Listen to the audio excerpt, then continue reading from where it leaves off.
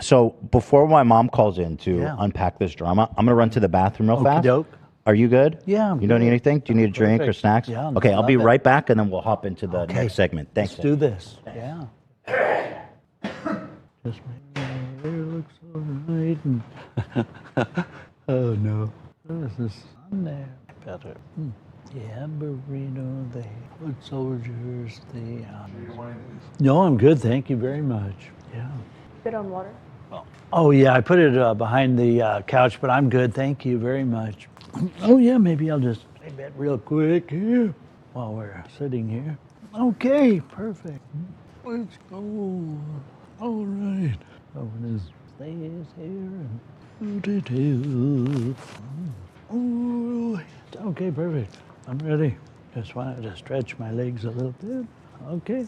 Okay. Listen, I want to sit here alone. You didn't tell me that last time. Last time you sat and we talked. Sorry about that. The foot soldiers and who else? Let's see, the Vape Nation foot soldiers. Have a good time so far? Yeah, it's a lot of fun. I'm really enjoying it. It's very informational and learning a lot, and it's really fun to be in the studio with you guys. Chad loves you. Oh, thank you. Thank you so much. Well, I love them back, and I've been mentioning I'm really following the comments, and I'm going to be always saying, yeah, I appeared on the H3 podcast, so go on YouTube and check it out, and I'll try to follow each comment because I do get a lot of people that are asking me to, talking about the H3 podcast a lot in the comments, Cool. and so it's a good tie-in. I really appreciate all the exposure, and it's a dream thing to do, because for a long time I was not blowing up on TikTok. For like 2 years, I couldn't get from 10,000 to 12,000 followers. And then it was only January 17th of my birthday of this year that it started to get a little bit better. But until that time, I couldn't go from 14,000. It just stuck at 14,000 followers forever. And then January 17th, when I started doing a few shirtless videos, that's when it kind of, now I have almost 70,000 followers, and it's really been phenomenal. And I wanted to keep going because I know this other lady that has like 500,000 followers on there, and she's like, and people that you just don't know how they got 500,000 followers or like 1 million followers. And in the same time I've been on there, because I started right during the pandemic on there, and so. I hope it keeps continuing, but if not, it's okay. But, I really enjoy the little boost so far, Sure. And y'all have been really good. Thank you for filming a video with me too, Eddie. Oh, Yeah. Thank you, yeah. Do you usually not take requests? Like if somebody wants to do a video with you? Like, Oh, is that yes, I will do any requests they like. I've never said no. And in fact, somebody gave me an idea yesterday about doing like 7 people in a store, any store, and just have them all be shirtless and I be the one with the shirt on. So I might start doing like shirt on videos where I tell them no, like I tell them I wouldn't take my shirt off, just to like have a diversion from the same old, because I always like to do variety. I never like to stay on the same thing. But it's been, I used to do singing on there and acting duets and a lot of singing duets. And one guy that I follow a lot on there, he got to accompany Joss Stone a lot. And then another one he got 500,000 followers by Billie Eilish one time from her bedroom with half of a light on. Did a duet with him, and he's a vocal coach. And ever since then, I'm promoting him constantly because I sing a lot of duets with him. And so he's back in England, and so I always tell people, follow this person and at so-and-so, and he's been duetted by Billie Eilish, so you can duet with him too.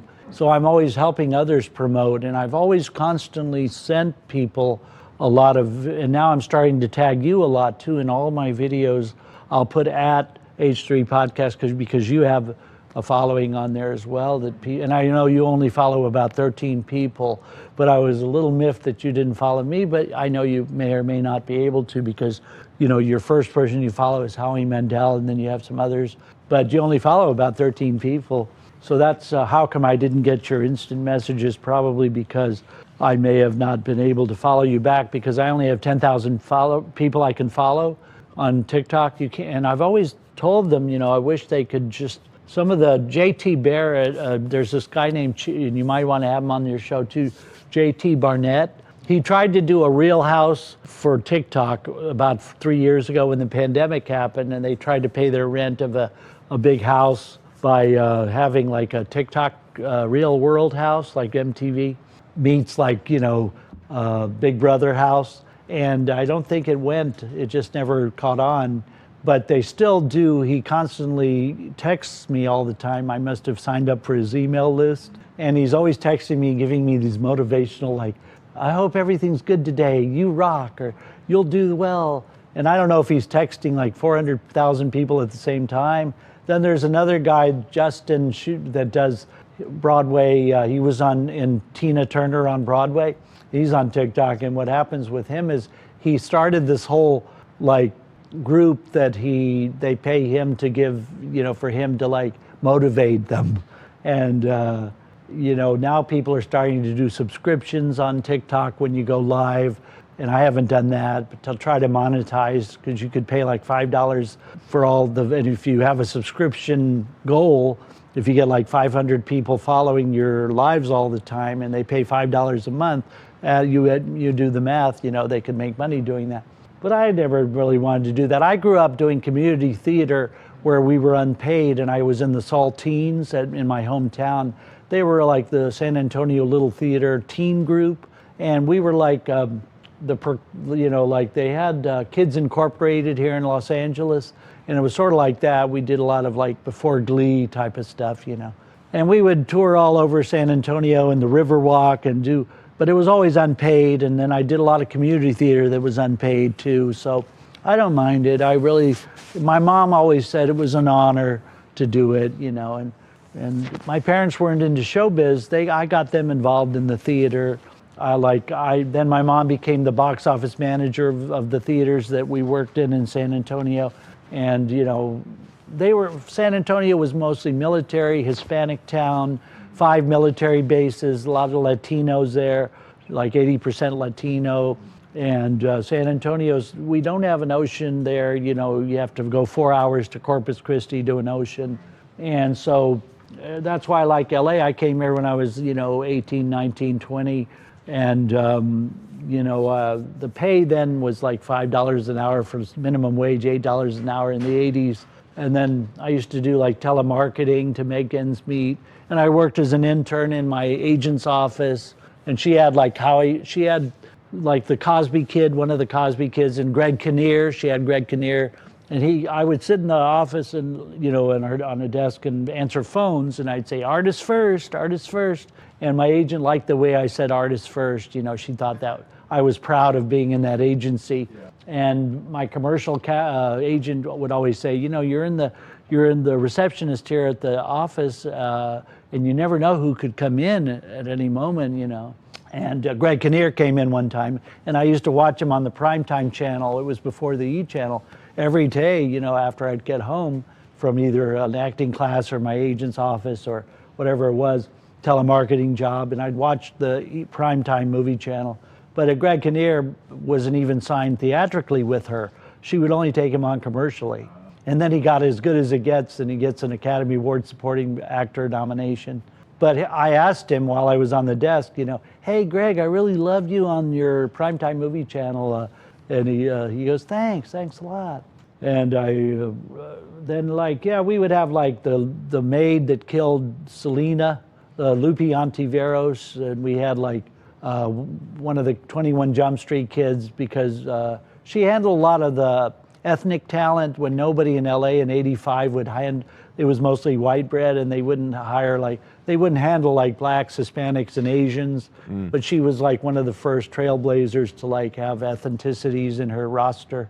But back then, you know, it was like, I lived in Beverlywood subdivision, and I was renting a room downstairs in a pool room, you know, by the pool. And right across the street, you know, they would call that neighborhood the jungle, and Beverlywood subdivision was like where the black people didn't go, you know, and like if they crossed the street, they would say, go back to your jungle over there. So it was kind of not as, even though LA has always been good to the ethnics. It was like not always that way. There was still a lot of racism lots even of back racism, then in yeah. '85. But we had Malcolm Jamal Warner of The Cosby Show and Justin Nguyen from 21 Jump Street and Greg Kinnear. And in our rosters, I used to pick pictures for back then.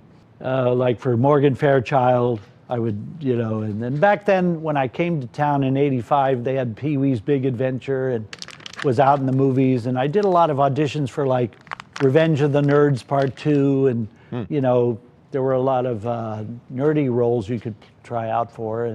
And I did do a Shakey's Pizza commercial it was a national commercial, and they flew me to Minneapolis, Minnesota, and I got to do that, and that was exciting. And back then they would fly people first class as an actor, even if you were in a commercial or something. And I told my agent, we're stuck here for 3 days in a blizzard, and Rhoda Gemignani from Who's the Boss is here. She was playing my mom or something, or aunt. It was for an all-you-can-eat Shakey's Pizza buffet commercial. And I said, she was the reason that didn't go longer, and I could have made $1 million doing it and get a Malibu house, was because she had been like she was like the spokesperson for Ragu back in the late 70s and early 80s. So when Shakey's Pizza hired her, they probably realized she was the Ragu lady, and it could have been a conflict, But I auditioned with one of the Mrs. Kravitz from Bewitched to get on that Shakey's Pizza commercial, and it was me and Mrs. Kravitz, the real Mrs. Kravitz, or the last one. They had 3 Mrs. Kravitz on Bewitched. And it was fun being back then in the '85 times, because when I first came to town, because we had the We Are the World had just come out, and so it was like the We Are the World kind of times, and it was fun because back then you had a lot of the rock and roll, Ralphs and the rock and roll kind of vibe going on in LA, it was really burgeoning. And back then in the '90s, and I've been here in the 2000s and 2010s and then 2020s, but it's a whole different ball game now with streaming and everything else. Oh, yeah. But some good times.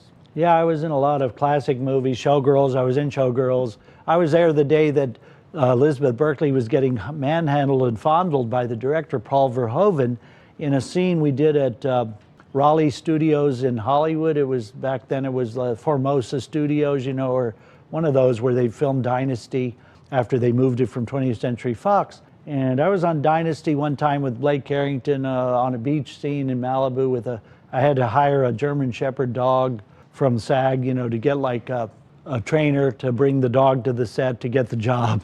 And back then, I played a football player on Married with Children and a basketball player on Fresh Prince of Bel-Air, and never played basketball or football before.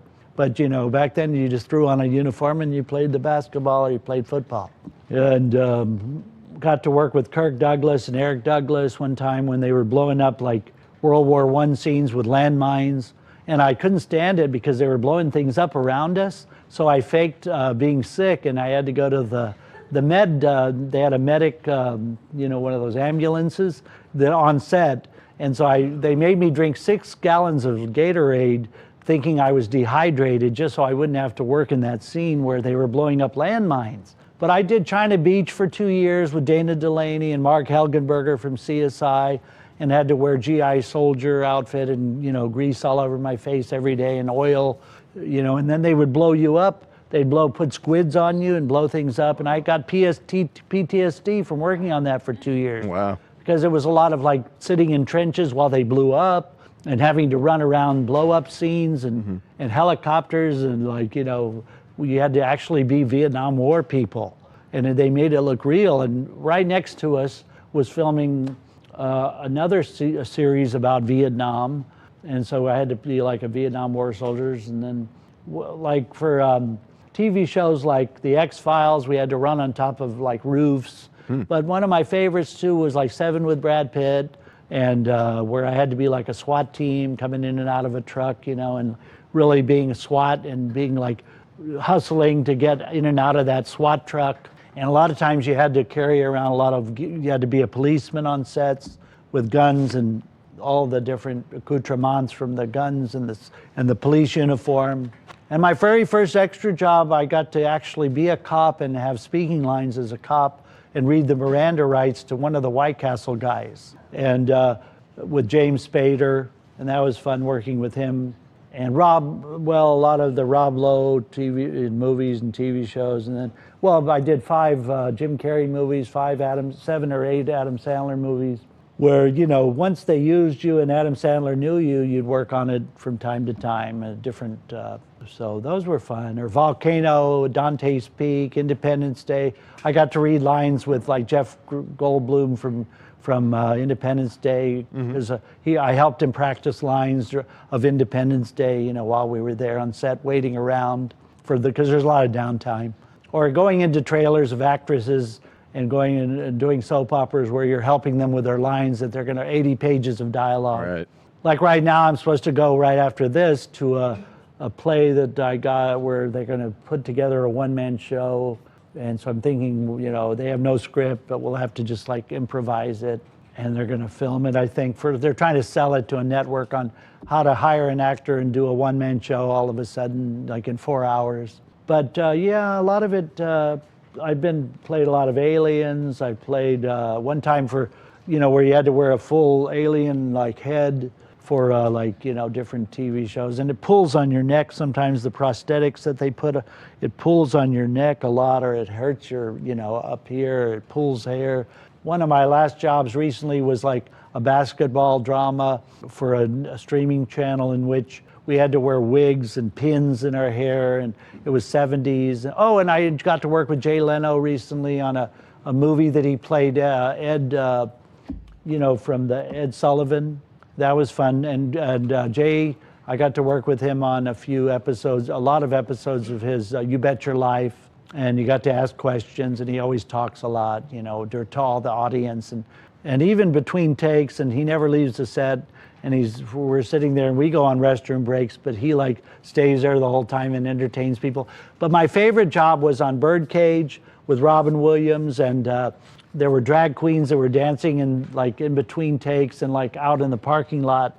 You have hours to sit there and wait till they set up the, you know, and Mike Nichols, a big director, and sometimes you get to be in scenes that are cut in the movie. And then Robin Williams kept entertaining us in between takes, and he was like, his mom came to the set and we got to eat with his mom and him, and he was very serious off camera, but then when he's ready in the set, he was very comedic and constantly on and constantly entertaining us and making sure we're all like having a great time.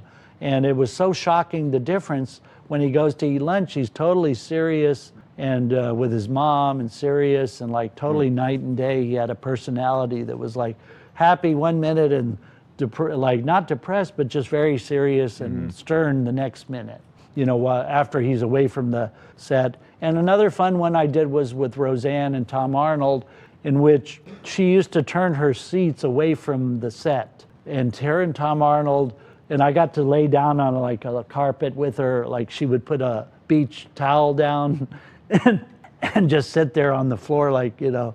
And we're wondering, she was no Miss Hollywood like we thought she would be, you know. But that was fun. And the Connors, I got to be in the audience a lot of the Connors, and they recently asked me to be like a mascot on on that Masked Singer. Yeah, you had to go in for a wardrobe fitting and go in and like be fit, and I think it was going to be for me to like maybe double Amber Riley, because at the time I was bigger, and maybe she had a big frame and they didn't want to disrespect her and like have a woman play her that was bigger. So they asked a man to like fit into her sizes or something. But I used to work on Glee a lot, and that was fun. I got to work with, I saw you had a picture of Adam Lambert, and I got to do a lot of dance scenes with him. And one time I was on the set with Leah Michele, and Eric Stoltz from Back to the Future directed a lot of episodes, and he would come up to me and say, "Hi, I'm Eric Stoltz." I told him, "Yes, I know who you are. Oh yeah, I adore you and respect you." And I got to work on a few movies of his before he was going to go. After he had lost the part on Back to the Future Part 2, like in the 80s and 90s. But he was a good director and actor from The Mask. But Eric Stoltz directed a lot of Glee episodes, and Glee was my favorite show to work on. That and 90210 and Beverly and the original Melrose Place. I got to work on a lot of Melrose Place, a lot of that. I proposed to Tori Spelling on the set of 90210. No. Don't turn the TV on. She please. said yes. She actually What? said yes. It was before she got married, and she goes, yes, right away, no hesitation. Because I said, I really did like her. It wasn't that I just wanted to marry a Spelling. You know, I did like her. I like Randy Spelling. I followed him a lot when he was first on TikTok and as well. He lives in Portland, I think. And recently I've been following Danny Pintaro. He might even come on your show. But he couldn't get past 12, like 8,000 followers, even though he's a TV star. And he got mad at TikTok. I thought hit the screen Because on. they weren't giving him enough love. And and I went on his page and was telling him about the ins and outs of why I felt similar, and he couldn't follow us. And he was telling me, oh yes, that's just unacceptable. That, you know, but the main beef was that he couldn't get enough followers, even though he was a TV star from Who's the Boss. And I used to work on Who's the Boss a lot with Dan. I got to do a few things with, Danny DeVito. I recently worked with Danny DeVito, and one of my favorites too recently was I got to be a cameraman on The Pool Man with Chris Pine. That was one of the extra jobs that I enjoyed, and I got featured recently where I got to be in the movie. It was a shit movie, though. It was horrible. But Chris Pine, he's like one of my favorite actors. I got to see him in a play, you know, at the David Geffen Playhouse. And my God, well, Chris Pine from Star Trek, you know, Shatner. And but I did work with him on that movie, and I thought it was going to be like a funny comedy, but it turned out it was more like a psychological drama. But at the time when we were doing it, you know, it seemed like he should have made it a really funny comedy. But he directed it and wrote it, Chris Pine. It was called The Pool Man. It was recent. That was fun to work on because you got to work with Annette Bening. And, you know, Annette Bening, I did the president. I did the American president with her. And, well, when you get directed by like Rob Reiner, that's always fun. I got to work on Mississippi Burning with Rob Reiner, and of course, you know, Alec Baldwin. That was fun. Poor Alec Baldwin, though, huh? What happened to him? But you know, a lot of times when you're on the sets, sometimes you worry about the safety sometimes. And that lady, you know, there was a young girl that didn't kind of put in the bullets properly, or they didn't test them. But Alec Baldwin, when he was saying, you know, am I aiming it right at the camera? Am I aiming it? Am I aiming it? It was sort of a little suspect. But the thing was that he was trying to look cool. That's the problem. He's getting older. And he even said that before that shooting happened, he had said that his eyes were getting puffy, very puffy, and they get very when you're aging. He was a hot guy on Knots Landing, but then when he started aging, and he gets terrible puffiness of his eyes here and there, he's very sensitive to how he's going to look on camera, and that was what his fault was. That's what caused the whole situation, because he was trying to aim it to where he would look as cool as possible holding a gun, because he didn't want to look weird and wacky. He had to look sort of like, you know, how Liam Neeson looks holding a gun, or other people, and that could have been the problem. Plus, Rust was a very, very low budget production, and they're still filming it, and they're finishing it, but they moved to a different whole place, you know, to do Rust, another ranch. But why, you know, they'd have to finish it because now there'll be interest in the movie. To see, you know, people will go see it, like when they saw, you know, the guy from Batman, when the guy died, Heath Ledger, everybody went to see that movie so that it would be like Rebel Without a Cause to see when James Dean died, his last movie, you know.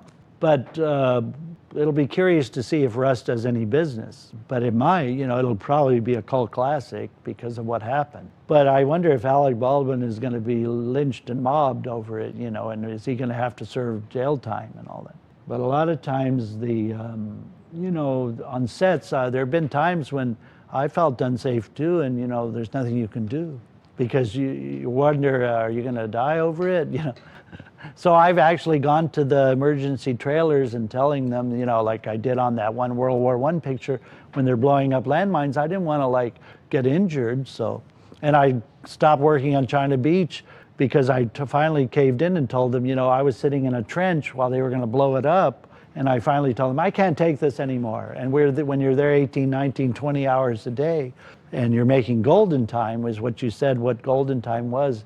Yeah, it's like, that's great, but it's just psychologically getting on you. It's wearing and tearing on you. And finally, Chip Biaselik or whoever was the PA or first AD on the show, finally just said, well, okay, Eddie, get out of there. And then I didn't work on the show much anymore because you can't say no to them. They want you in that particular area and they want you, and there's nothing you can do. You really can't say no as an extra, Like if you were an actor, you have choices, but if you're an extra, when they place you, you can't just direct yourself. You have to. But nowadays, and then I just worked recently on one where I was in an airport scene where all the airport scenes are usually shot at like the LA Convention Center, and people like working there because it's a lot better than working at a real airport. So I just recently did one called Rap Shit that was there. It was called Rap Shit. That was my last job. Rap Shit, it was just about 3-4 weeks ago, and that's good that I remembered that now because I haven't been paid for it yet. But you have to call the payroll company because everything's digital now, and sometimes you don't fill out vouchers, and so I have to call them because when you get there, your stage name is for SAG is different than it is for your screen name or something like that. But generally nowadays it's laid back, and you can do it even if you're SAG, because non-union if you want to, or SAG, because they look away from it unless you have an actual speaking part and so forth. But before, people would all be worried that, oh, you might not be able to, what if you lose your SAG card over it?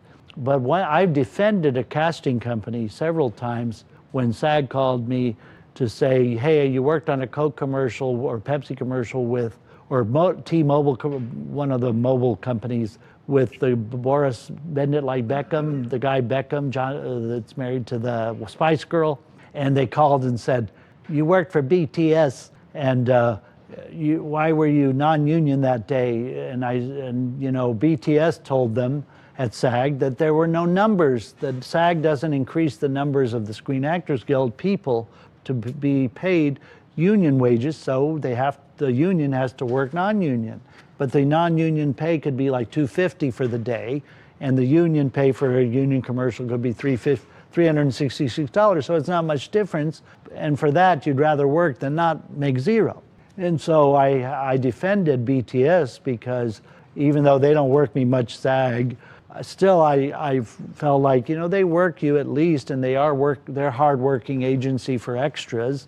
So I told SAG a thing or three, and that shut them up. I told them, there's no numbers, you're not increasing your numbers, and there were no numbers that day, and she told you that originally, and it said in the letter that they sent to me, if you do that, you could have possibly have lost your SAG card. But we were told because there were no numbers that day, that's why you worked non-union. So what is your take on that? And I had to tell them, I defended the people I work with, because it's like, but other extras would not do that. They would chastise that company, and that's why that happened, in order to think they can just get a SAG pay that day or an upgrade. But if they hire you and you're at that pay, it's not their fault all the time. There is nepotism, there is favoritism sometimes, but not all the time. And I realized, that they hired, 500 extras, so they could only hire 100 union, but still they hired 400 other non-union extras. So, I had to work Euphoria and all non-union. And when I got there, Zendaya, she had her tennis shoe laces untied for the whole time. I mean, she never tied her tennis shoes. And she was real frumpy looking. Normally she's a glamour puss, but she had to wear really baggy clothes and kind of look frumpy for Euphoria. And we were doing a theater scene where we were in the audience, and I was in the first or second row, and there's, Zendaya, and she's all walking around or sitting on the stage with her tennis shoelaces untied. And I get constantly ribbed for having my tennis shoelaces untied. So whenever anyone says that, I always say, well, I'm like Zendaya, we don't tie our tennis shoes. It's an attention grabber. We don't have to tie our tennis shoes. Why don't you talk to Zendaya about that? She doesn't tie her tennis shoes. But some people don't. It's like, who decreed that you have to tie your tennis shoes constantly? I mean, I get told by a friend of mine who I walk the dog with on Chandler in my home, in Burbank, oh, your tennis shoes untied. And I have to say, like, you know, who decree? Oh my God, what's going to happen if the tennis shoes are untied? Oh. You know, I don't have to tie them. Why don't you tie them? Or like if I'm on the set, sometimes I'll tell the wardrobe. I get sick of them telling me, oh, you have to tie your tie, or tie your tie. That's how they talk. They just say it bluntly, like tie your tie. And I usually tell them, you know, I was one of those tie clipper persons that already had a clip, you know, you just